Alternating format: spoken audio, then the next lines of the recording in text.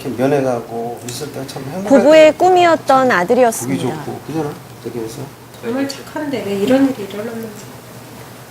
하나밖에 이제 어디 내놓아도 걱정 없을 만큼 매사에 모범적이었고 또 아주 건강했다고 합니다. 그런데 최근 상상도 못했던 일을 겪게 됐다는데요. 완전히 괴사를 했더라고요. 그래서 절제해버렸고 왼쪽은 나중에 이게 기능을 제대로 할지 아니면 그것도 지금 모르겠고 목욕을 하려던 아들은 자신의 몸을 보고 깜짝 놀랐습니다. 씻고 잘라고 이제 화장실 들어가서 바지를 벗었는데 고환이 오른쪽이 빨갛게 막 튀어나와 있더라고요.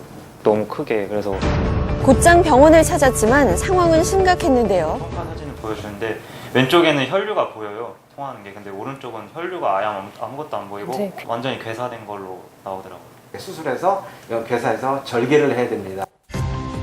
고환이 꼬여있는 고환염전 진단을 받고 괴사된 부위를 절제하는 수술을 받게 된 아들. 고환이 재생이 안 된다고 하고 잘라야 된다고 하니까 그냥 바로 눈물이 나오더라고요. 하루아침에 이렇게 나이도 아직 어린데 그냥 생으로 날려버려서 지금 너무 억울하고. 현재도 아들은 약물 치료를 받으며 남은 반대쪽 고환이 손상되지 않기만을 바라고 있는 상황입니다. 네, 정말 그야말로 청천벽력 같은 소식입니다. 고환염전, 어떤 병인가요, 박사님?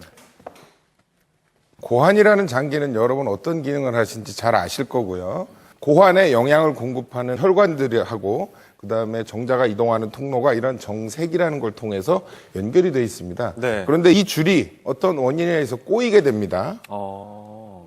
자, 이렇게 이렇게요? 꼬이게 되면 상식적으로 고환에 영양을 공급해주는 혈관이 막히게 되겠죠. 이 고환은 기능을 잃어버리고 괴사가 일어나게 됩니다. 그래서 이러한 병을 우리가 고환염전이라고 하게 되는 것이죠. 네, 조금 뭐 흔하게 들어볼 수 없는 병이기 때문에 그 증상도 좀 소개를 해주시면 더 좋을 것 같아요. 예, 실제로 고환염전의 제일 흔한 증상은 네. 고환 부분이 아프고 붓고 색깔이 변하고 커지고 뭐 이런 것들입니다. 네. 그리고 조금 특이한 경우는 고환 쪽보다는 뭐 아랫배만이 아프고 그래서 이런 경우들을 전체적으로 우리가 고환염전의 증상이라고 생각할 수가 있겠습니다. 그러면 고환염전이 진행이 된 상태에서는 제거를 하는 방법밖에 없나요? 예, 그렇지 않습니다.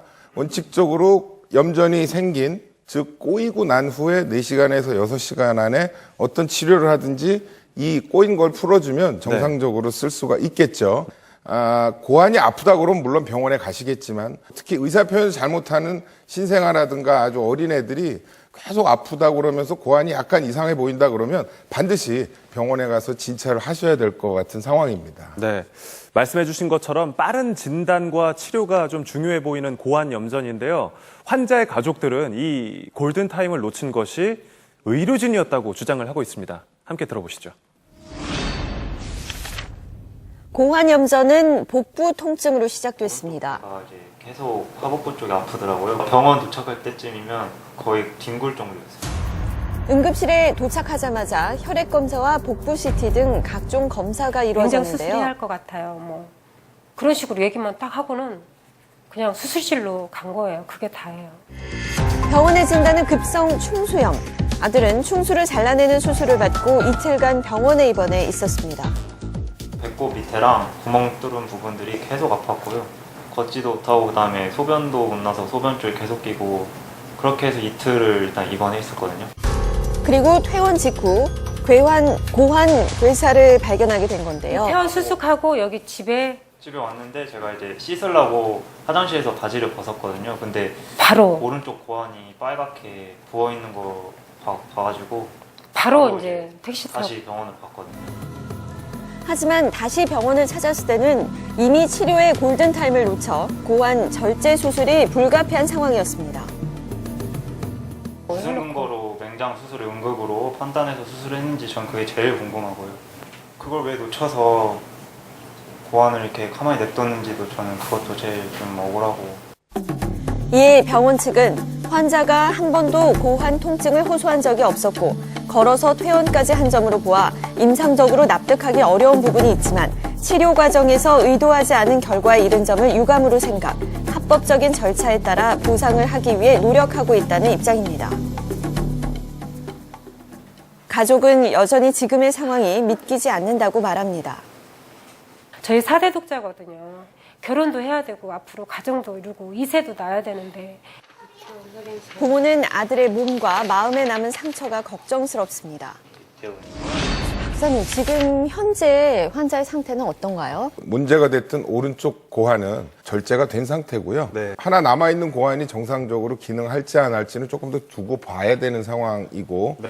뭐 나머지 다른 문제는 크게 없어 보이는 상황입니다. 그렇군요. 네.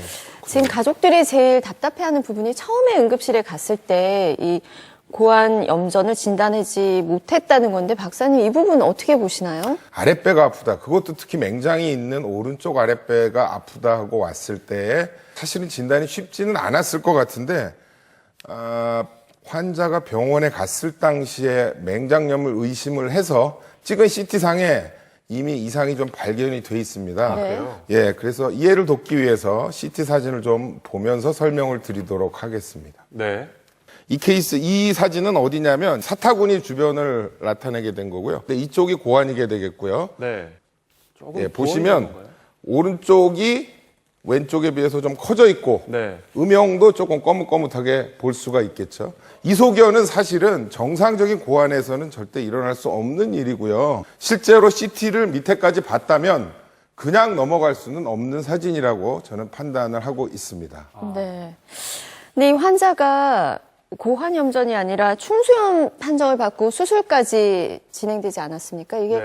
그럼 오진을 한 건가요? 아니면 다른 상황인 건가요? 예, 처음에 맹장염이 충수돌기염이 아주 없었다고 보기는 좀 그렇고요. 네. 두 가지 질병이 같이 존재했을 가능성이 많고 그렇다 손 치더라도 상황이 안 좋아질 수 있는 가능성이 있는 진단을 놓쳤다는 부분에서는 과실의 여지가 있어 보입니다. 네. 네.